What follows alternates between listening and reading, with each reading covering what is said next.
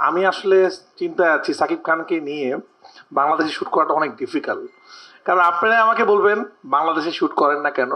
কিন্তু হাজার হাজার মানুষ আপনি কিভাবে ট্যাকেল দিবেন?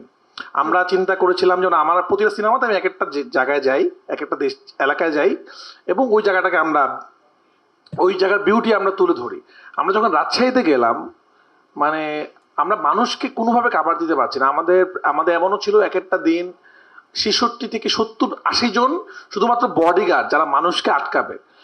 তো আপনারা আবার নিজেরাই বলবেন সব সিন কেন ইন্টারনেটে চলে আসতেছে, কিন্তু আবার বলুন বাংলাদেশ শুট করা ডিফিকাল্ট এত বড় স্টারকে নিয়ে। ঝামেলা যেটা হয় অন্য অন্য দেশে ফিল্ম সিটি থাকে, আপনার যে সিনেমাগুলো আমরা দেখি বড় বড় স্টারের, তারা কিন্তু রাস্তাঘাটে শুটিং করে না। কিন্তু আমাদের দেশে করার নেই, আমাদের কিছু করার নেই, আমাদের ছোট্ট একটা এফডিসি আছে, ওখানে আমরা যতটুকু পারি করি। বাট আমি এটা ট্রাই করেছিলাম যে যতটুকু পারা যায় করা যায়। এবং আমি ওই যে বললাম শুরুতেই, আমি আমার বাংলাদেশের বেস্ট টিমটা পেয়েছিলাম বলেই এটা সম্ভব হয়েছে।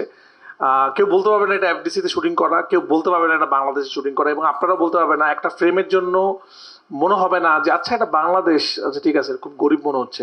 বাংলাদেশে এমন এমন জায়গায় আমরা শুট করছি দেখে মনে হবে যে এটা দেশের বাইরেই শুট করা। তো সবাইকে আমি সাকিব ভাইকে থ্যাংক ইউ দিতে চাই। উনি যখন আমরা বললাম আমরা বাংলাদেশে শ্যুটটা করতে চাই ম্যাক্সিমাম সিনেমা, তো উনি খালি বললো যে এটা রিস্ক হয়ে যায় কিন্তু আমি করব। তো সাকিব ভাইকে ধন্যবাদ, উনি যদি এগ্রি না করতো এটা হতো না। এবং আমার প্রোডাকশন টিম, আমার প্রডিউসার, আমার সবাই আমরা চেষ্টা করেছিলাম যে আমরা এই একটা সিনেমা করবো এমনভাবে যে সিনেমাতে আসলে বাংলাদেশের সবাই থাকবে এবং বাংলাদেশি আর্টিস্টরা থাকবে। এবং অনেকদিন পর হয়তো একটা সিনেমা এরকম হচ্ছে যে সব আর্টিস্ট বাংলাদেশি। তো এই জন্য আমরা চাই আপনারা এটাতে খুশি হবেন। এবং আমি লিচুর বাগান নিয়ে কথা বলে ফেলতে চাই, কারণ অনেক আমরা অনুষ্ঠানটা বড় করতে চাই না। যদি এই প্রশ্নটা আসে নাই, প্রশ্নটা আসবে আগেই বলে দিতে চাই। দেখেন আমরা চাইলে পারতাম, আমি আমার কেরিয়ারের যদি গ্রাফ দেখি, আমি যখন প্রথম সিনেমা বানাইছি পোরামন্দু, এটা গ্রামের ছবি বানাইছি আমি। আমি সেকেন্ড সিনেমাটা কিন্তু গ্রামের ছবি বানাই নাই।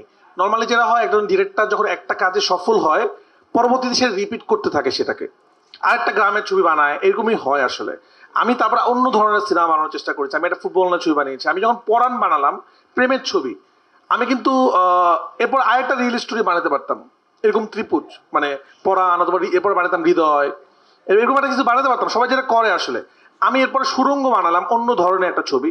সুরঙ্গ বানানোর পর আমি একটা তুফান বানানোর চেষ্টা করলাম। আমি চেষ্টা করেছি যে প্রথম কাজের মতো অন্য কাজ না হয়। আমরা কিন্তু কোনোবারই প্রথম থেকে কোথাও বলি নেই লিচুর বাগানে একটা আইটেম সং। আপনারা সবাই ধারণা করে নিয়েছেন এটা আইটেম সং। প্রথম কথা, এটা একটা রোমান্টিক গান। রোমান্টিক গান সবসময় স্লো হবে এরকম না, এটা কিন্তু একটা রোমান্টিক গান এবং সিনেমাতে এমন একটা জায়গা যাবে এটা রোমান্টিক সং। আমরা বাংলাদেশের হারিয়ে যাওয়া গানকে তুলে ধরার চেষ্টা করেছি। মানুষের কষ্ট কেন দুষ্ট কোকিলের মতো হলো না, কেন কিছু মানুষের, যদিও অবশ্যই সব রেকর্ড ছাড়িয়ে গেছে। বাট আমি তোকে বলবো যে আমরা আসলে বাংলাদেশের একটা হারিয়ে যাওয়া গান, যে গানটা হারিয়ে যাচ্ছিল সেই গানটা কমার্শিয়াল মাধ্যমে সেই গানটাকে তুলে ধরার চেষ্টা করেছি। বাংলাদেশে শ্যুট করেছি, বাংলাদেশের জিনিসটাকে। এবং এখন দেখেন আমরা যদি এই গানটাকে একটা ধান খেতে শ্যুট করতাম ভিজুয়ালি ভালো লাগতো না।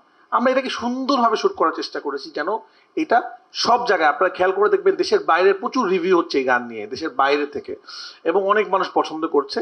তো যাই হোক, অনেকের ধারণা, আমি এটা ক্লিয়ার করে দিলাম যে এটা আইটেম সং না, আমাদের সিনেমার আইটেম সং নাই। এটা আসলে একটা বাংলাদেশি সং, এটা 100% দেশি সং। তো এটা আমরা সিনেমাতে ইন্ট্রোডিউসিং করার চেষ্টা করেছি যে একটা গানে, সিনেমার মধ্যে এমন একটা গান থাকবে যে গানে আমাদের কালচার থাকবে, যেই গানের মধ্যে হঠাৎ করে রোমান্টিক পোর্শন শুরু হয়ে যাবে।